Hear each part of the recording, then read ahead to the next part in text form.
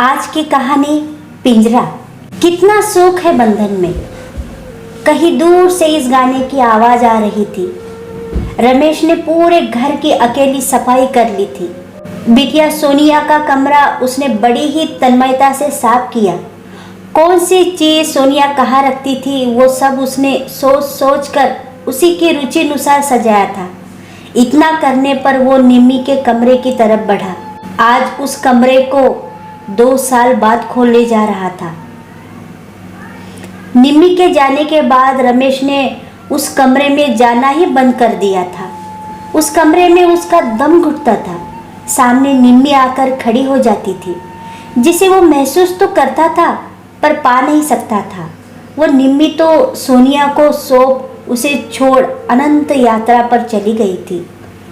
25 वर्ष पूर्व एक प्रतिष्ठित कंपनी में रमेश की नई नई नौकरी लगी थी। हैंडसम व्यक्तित्व, वाचाल पर सभ्य रमेश कुछ ही दिनों में अपने ऑफिस में अपने साथी कर्मचारियों का चहेता बन गया था।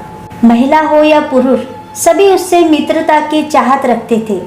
लंच सभी साथ करते थे और उस समय रमेश सभी से ऐसा घुल मिल जाता मानो सब एक ही परिवार के सदस्य हो।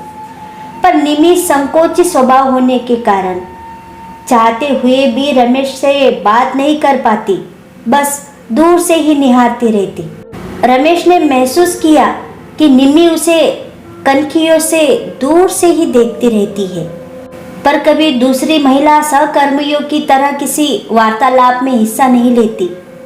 रमेश ने पहली बार निम्मी को भरपूर निगाह से देखा। सलोन रूप, सादगी भरी वेशभूषा और शालीन व्यक्तित्व से ओत प्रोत निम्मी को वो देखता ही रह गया। उसे लगा, अरे वो यही तो है जिसे अचेतन मन ढूंढ रहा था।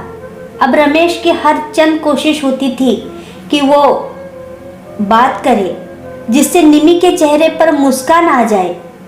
एक स्वच्छंद व्यक्तित्व मानस अनायास ही अनजाने बंधन में बनता जा रहा था। रमेश बीमार भी होता तो भी ऑफिस में अवश्य आता। निम्मी को ओझल नहीं होने दे सकता था। आखिर एक दिन उसने निम्मी से उसका हाथ मांग ही लिया। दोनों बन गए अटूट बंधन में। जीवन की तमाम अभिलाषाएं मानो पूरी हो गई। समय पंख लगाए उड़ने लगा। 2 साल बाद ही सोनिया रूप में एक परी भी आ गई। इतनी खुशियां भगवान ने बिन मांगे ही दे दी थी। ऑफिस में ही फोन की घंटी बजी। उधर से किसी ने रमेश को सूचना दी कि आपकी पत्नी का एक्सीडेंट हो गया है, आप सिविल हॉस्पिटल पहुंच जाए। बदहवास सा रमेश पागलों की भांति दौड़ता हुआ हॉस्पिटल पहुंचा, पर तब तक तो सब कुछ समाप्त ही हो गया था।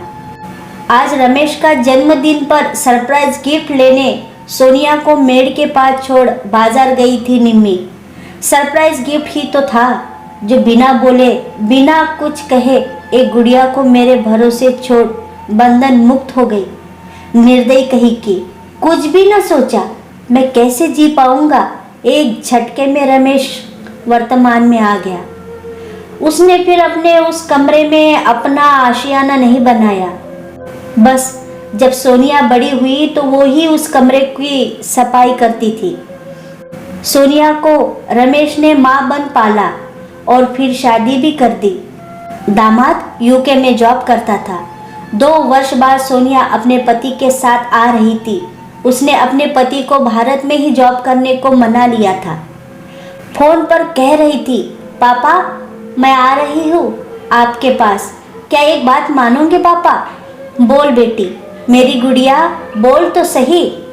पापा कल मैं आपके पास आऊँगी तो क्या आप मैं मम्मा के कमरे में पहले की तरह नहीं सो सकते?